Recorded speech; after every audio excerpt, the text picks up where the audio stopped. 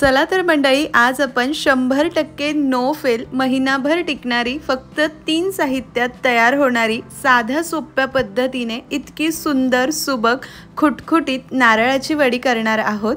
तर नारळाची वडी करण्यासाठी सर्वप्रथम एका पॅन मध्ये 1 चमचा साजूक तूप घ्यायचं। पॅनला सगळीकडून असं तूप लावून घ्यायचं। नेहमी मी सांगते कढईच्या पॅनच्या कडेने तेल तूप घालायचं म्हणजे पदार्थ चिकटत नाही।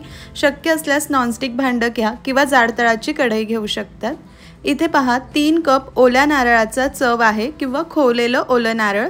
नारळाचा चव मी कसा तयार केला, नारळ फोडलं, पाठीचा ब्राऊन भाग बटाट्याच्या साल काढण्याच्या पिलरने काढून पातळ चकत्या करून मिक्सरला बारीक केलं।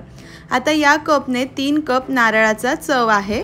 तुमच्याकडे जर साहित्य मोजण्यासाठी कप नसेल तर घरातली एखादी वाटी वापरू शकतात। कप मध्ये नारळ भरताना हलक्या हाताने दाबून भरायचं, खूप दाबूनही नाही आणि खूप वरचेवर सुद्धा नाही। तर हा 3 कप खोवलेला ओला नारळ पॅन मध्ये काढून घ्यायचा आहे। तर मंडळी, सर्वप्रथम नारळाची वडी करताना शक्यतो जाड तळाचं भांडं घ्यायचं, असेल तर तुम्ही नॉनस्टिक सुद्धा घेऊ शकतात। आता गॅस मध्यम करायचा। मध्यम ते मोठ्या आचेवर सतत मिक्स करत हे नारळ एक 3 ते 4 मिनिटं आपल्याला मस्त परतून घ्यायचंय। परतून घेतल्याने नारळातलं मॉइश्चर कमी होतं आणि नंतर वडीचं मिश्रण सुद्धा लवकर तयार होतं।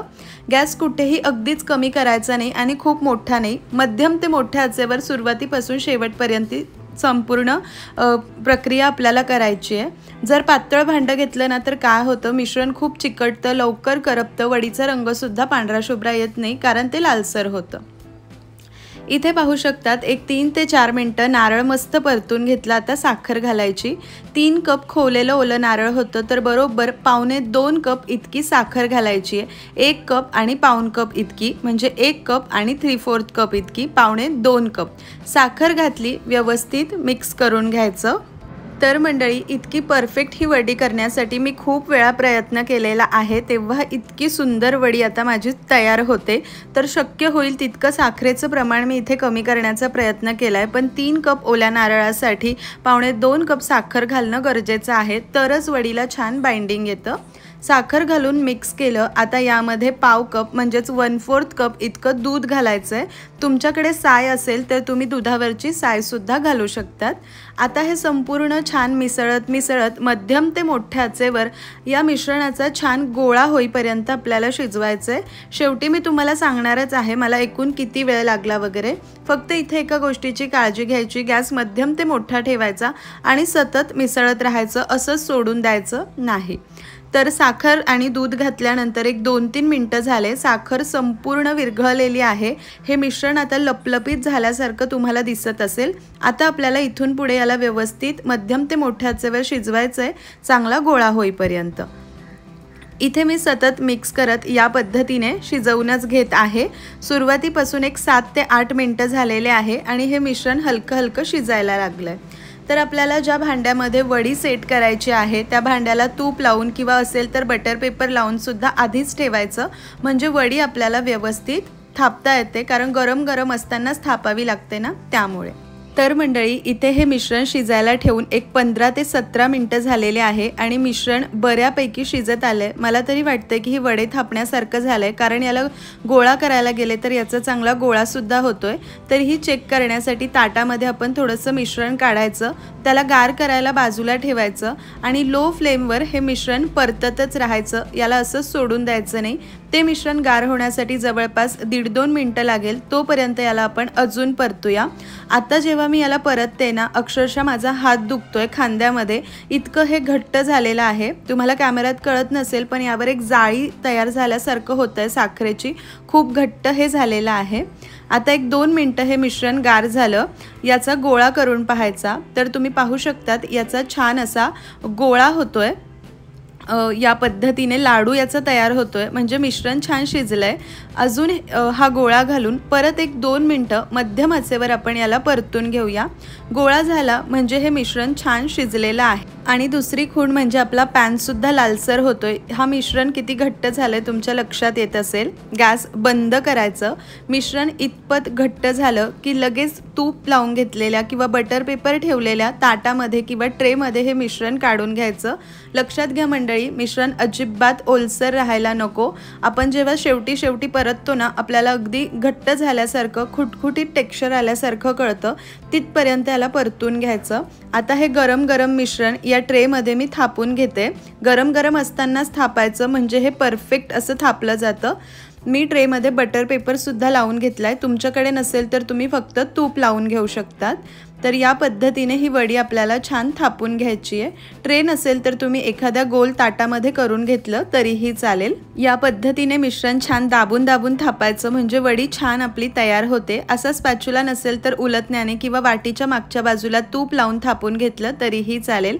तर ना मंडळी हे मिश्रण शिजवण्यासाठी मला सुरुवातीपासून छान गोळा होईपर्यंत जवळपास 20 मिनिटे लागली होती मध्यम ते मोठ्या आचेवर। हे मी तुम्हाला आधी सांगायचं राहिलं म्हणून आत्ता सांगते। 20 मिनिटांमध्ये हे परफेक्ट मिश्रण शिजलं होतं। हे मी आता व्यवस्थित थापून घेतलेलं आहे। सजावटीसाठी आपण यावर थोडेसे पिस्त्याचे काप घालणार आहोत, नाही घातलं तरीही चालतं, पण अगदी हलवायाकडून आणलेली ही आपली नारळाची वडी किंवा नारळाची बर्फी दिसते। अशी छान सजावट करून घेतल्यानंतर थोडेसे बदामाचे काप आणि होत्या म्हणून गुलाबाच्या पाकळ्या सुद्धा घातल्या। स्पॅच्युलाने किंवा वाटीने परत एकदा दाबून द्यायच्या म्हणजे या मिश्रणामध्ये छान सेट होतात आणि वडी काढताना निघत नाही। एक 10 ते 15 मिनिटं असंच किचन ओट्यावर गार करायचं। आता 10-15 मिनिटं हे भांडं असंच किचन ओट्यावर गार करून घेतलेलं आहे। हे कोमटच आहे म्हणजे गरमच आहे, अजून गार झालेलं नाही, फक्त वरची बाजू थोडीशी सेट झाली आहे।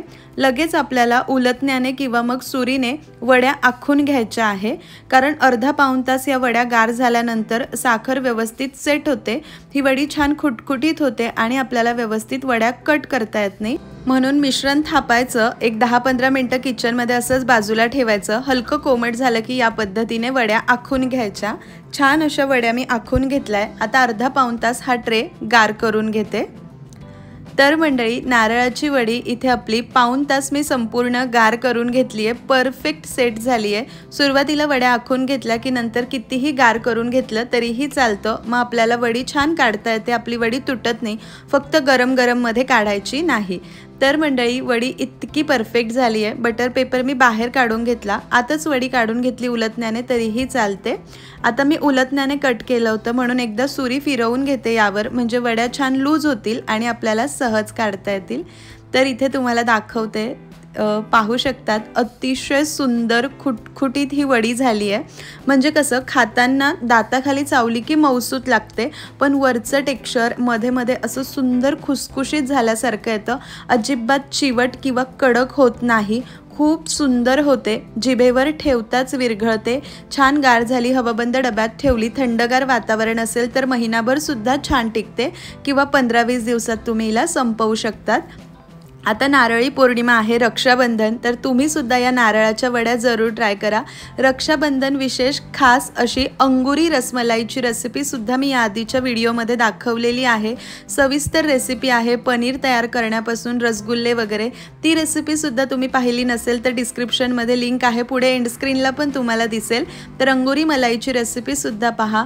आणि या वड्या किती सुंदर झालेल्या आहे, तुम्हाला एक वडी तोडून सुद्धा दाखवते। आहा, क्या बात आहे, खूप सुंदर अशी खुसखुशीत झाली आहे।